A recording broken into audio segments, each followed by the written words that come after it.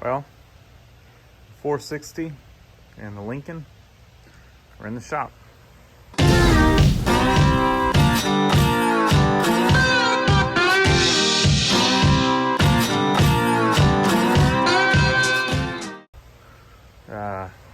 Clear out some area, move the boat over there. Still got the C10 in here, but we now have the Lincoln in the shop. So what that allows us to do, I wanted to get in here because of the roof rust, and so we can start sanding and addressing that.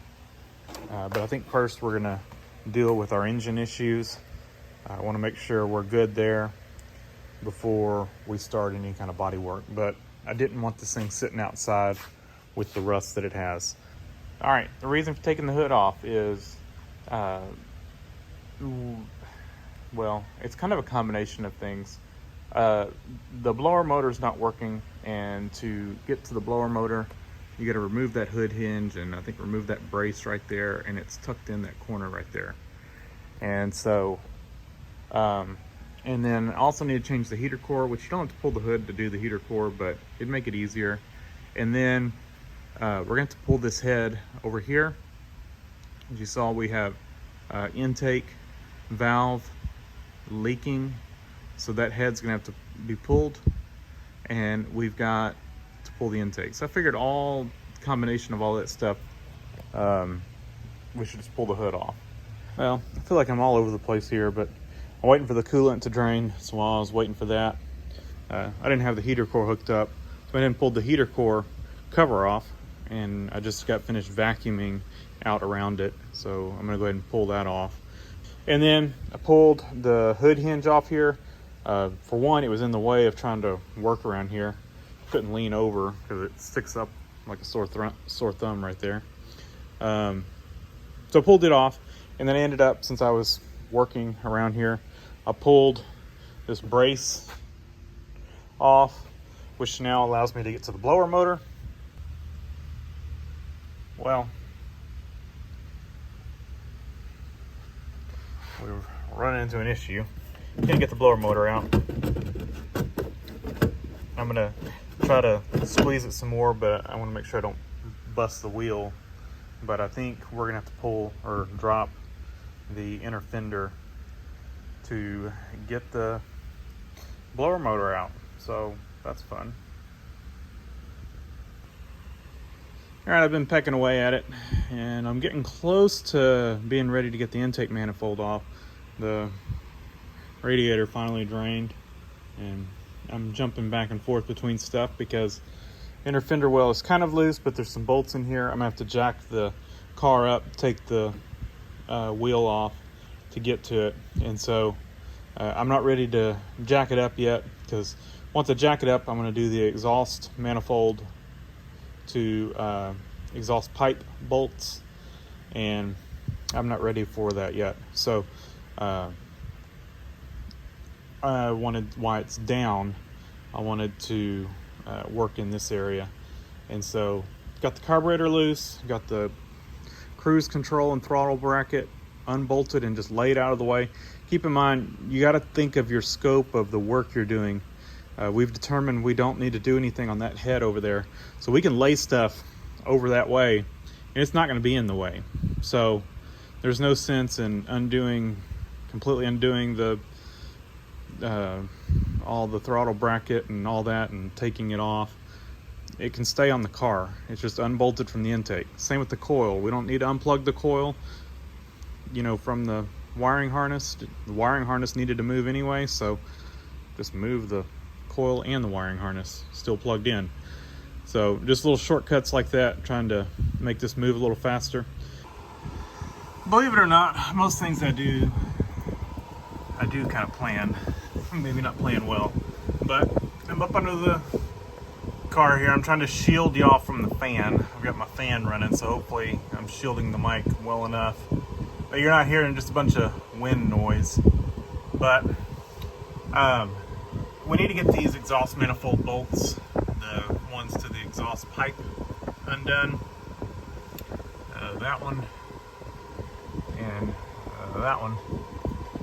And And so we're going to clean them up with the wire brush. I'm going to spray them with WD-40, and then I'm going to test the waters with a with just a 1/2 inch ratchet, and see how it goes. And if it doesn't seem like they're going to come off easily, we'll put some heat on them.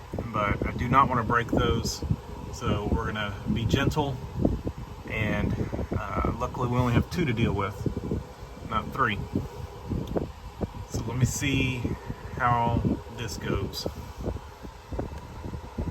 Well, believe it or not, this is actually a good result. Ultimately, we would have liked the nut to come off, but they came out of the manifolds but left good threads. So most likely I will just replace these. It's probably not worth my time trying to get the nut off. I could heat them and get the nut off, clamp them in the vise right there, and probably heat the nut up real good and spin them off the impact. Probably could do that, but it's probably a couple bucks, and if you look, it's eating away a little bit. So we'll just get 2 new studs and replace them. And my wire brush and WD-40 was not to try to make the nut come off or break loose easier. It's for when the nut gets to these threads. And of course you can see the wire brush didn't do much, but it did knock off the loose rust. Ultimately just trying to save the threads and make it easier to come off once it gets to these threads. But we didn't even get there. Ended up getting the impact. I checked both of them. They were wanting to turn. They turned a little bit, and so at that point I was just turning them back and forth, and it seemed like they were gonna come out without breaking. So I grabbed the impact and just worked it back and forth, forward, reverse, and each time going a little bit further in reverse, just to make sure I didn't lose any threads. That just kind of, I don't know, it's always worked well for me. Forwards, backwards. And it kind of, because what happens is, you reverse them and you get to a hard spot where it doesn't want to turn anymore. Then you go back in, then you go back a little bit further, and you just keep working it each time, loosening it just a little bit further than you did previously. And that's how I try to keep from breaking stuff. And we got these out without breaking them, without destroying the threads. We can put 2 new studs in, be good to go. So I think we're done from underneath the car as far as the head goes, getting the head off. I'm gonna go ahead and pull the inner fender far enough to get the blower motor out, and then I'm gonna let the car back down because it's much easier to work on up top with it not jacked up. So we'll finish everything we need to do underneath, let it back down, and proceed to pull the intake and head. But big accomplishment here. I was dreading these. Blower motor is out. So I didn't have to completely take the inner fender out. Undid all the outer perimeter bolts, and there's a little bracket it hooks on in the back corner fender well, and just kind of undid that and kind of got it to drop just a little bit, and it was enough to get the blower motor out. So surprisingly, there's no nesting material in there, which is great news as far as smell goes. This car, I was surprised how much it does not smell. And to be honest, it's probably because it sat with the window open. I just don't find, some kind of big rodent was in it, but I don't find a lot of signs of small rodents. There's signs of small rodents under the hood and in the trunk, but not inside. So maybe it got saved. The problem with nesting material and stuff, when you get it in the AC, it's hard to get that smell out.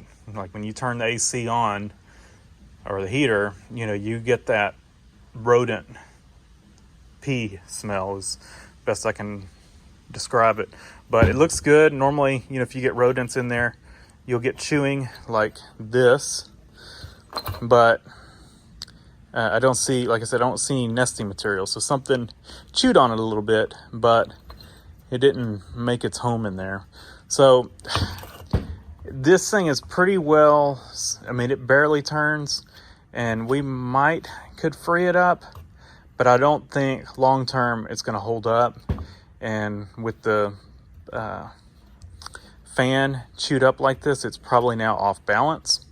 So I'm going to do some research, see if I can find a fan blade and fan wheel, whatever, and blower motor, and see what that would run and just replace it. All right, set the valve cover back on it for cleanup.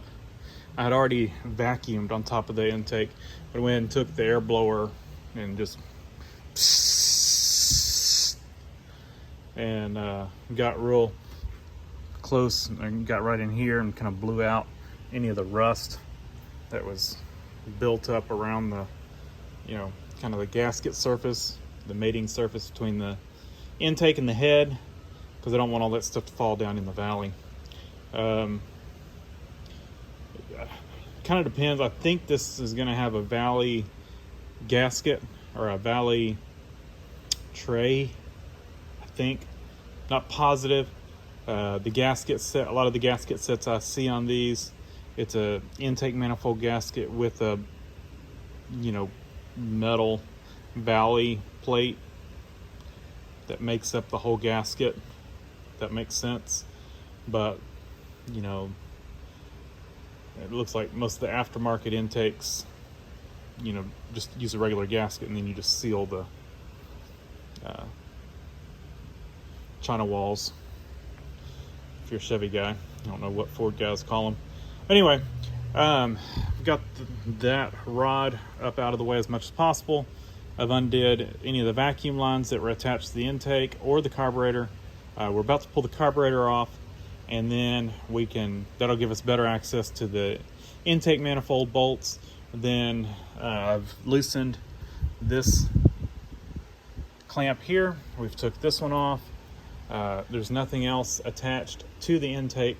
It looks like what we're gonna have to do to get this thing out is kick the back end of it up and then pull it up and out.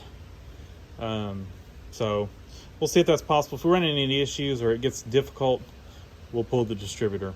But trying to avoid that, and we'll see. I don't know how heavy this thing is. It's cast iron. I'm by myself. I think it'll be fine. It's just a long area to reach over. You got so much. I mean, there's like 3 foot probably there. So we'll see. So yeah, I'll see if I can set y'all up time lapse somewhere while I work on this and try to get this thing out of here. And I think we're going to be in for, I'll say a surprise, but since I think I know what's coming, I think we're going to be in for a lot of carbon buildup down in the valley. Probably going to be really sludgy, lots of carbon, just a guess.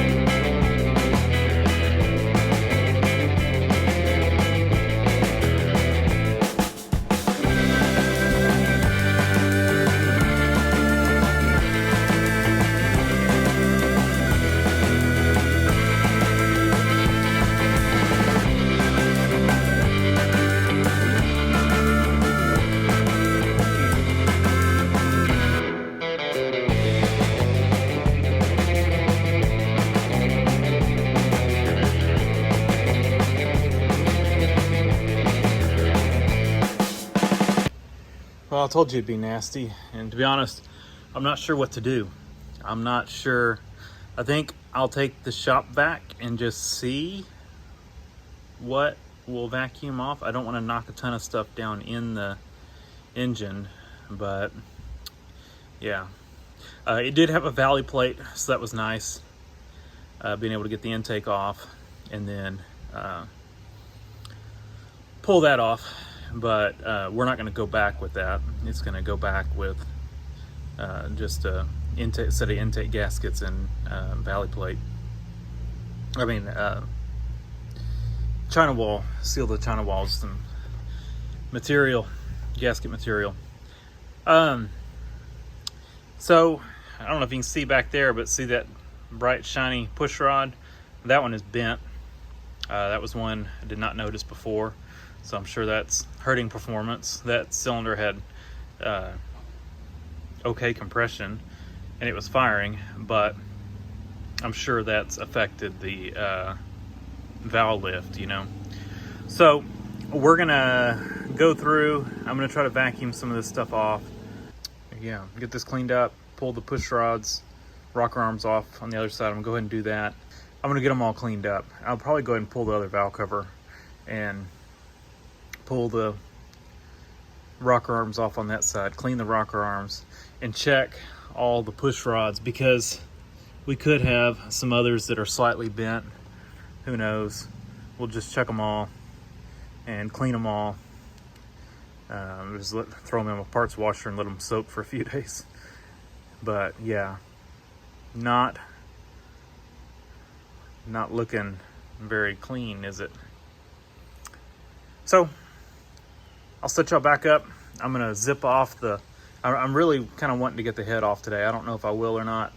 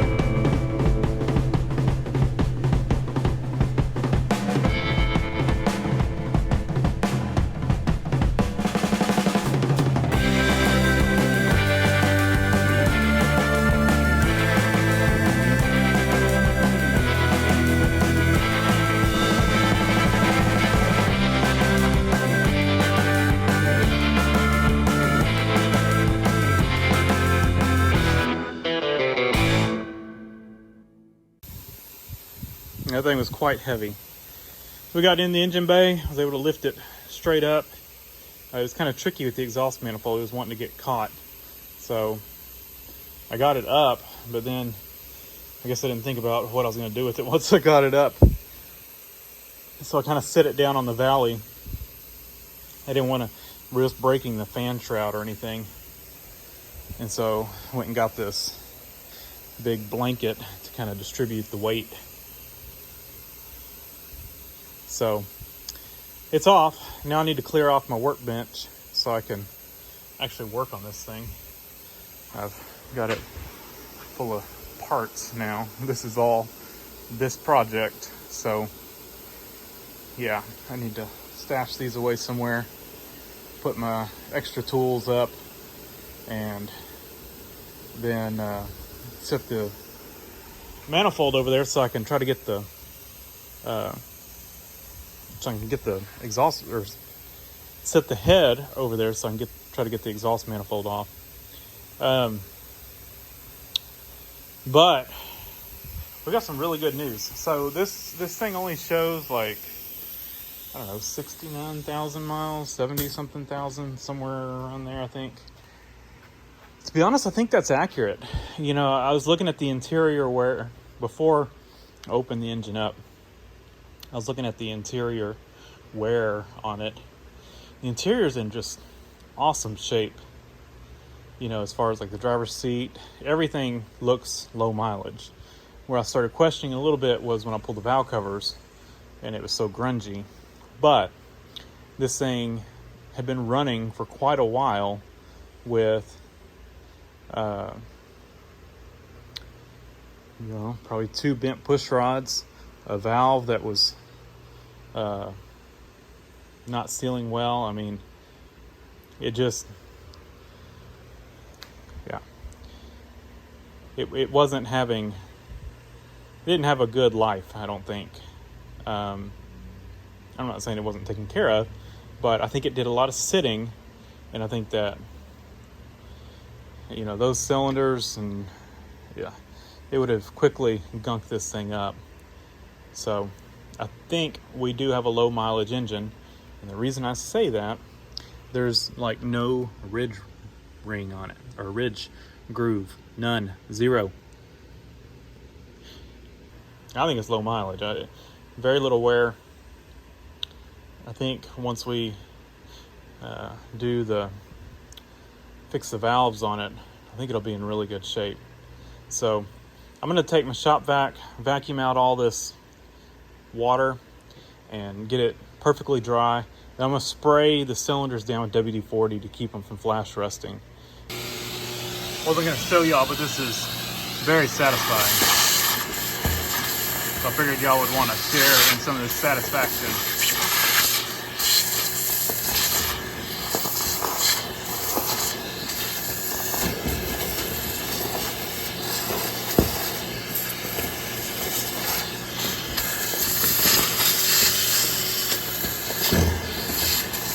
The goal is to not let it fall down.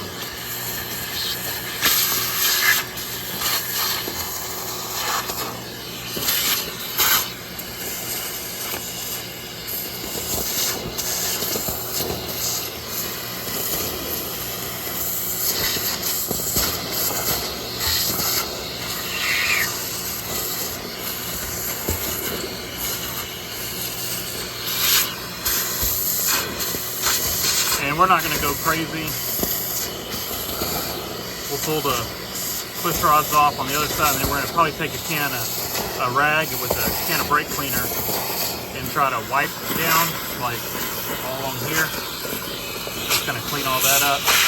But I mean, look how much of a difference this is making. And this is a really good shop vac too. I've got it reduced down to this, the hose from my old shop vac that finally burned up. But it's got this metal end on it that I like. And it's a smaller hose size, so it's got a lot of suction.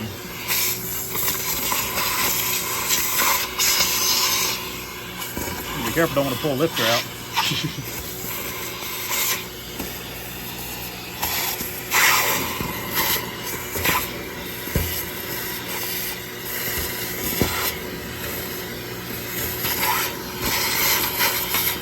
Yeah, this is looking much better.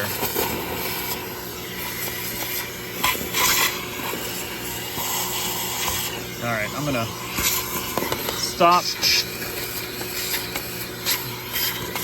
stop there for now, but it's much better. And you can see our cylinders, how, let me get a light. Let me turn the shop vac off. I'll shine the flashlight on. We'll look for crosshatch. All right. Look at that, already flash rusting. Look how fast that is. Well, it's reflecting a lot, so it's hard to see. I mean, see how good these cylinders look? You can see it's hard to tell, but I mean, that's definitely, I'd say, low miles. All right, that should keep it from rusting. That's WD-40 sprayed all down in there, and we're gonna put that thing somewhere. I don't want to leave it sitting there.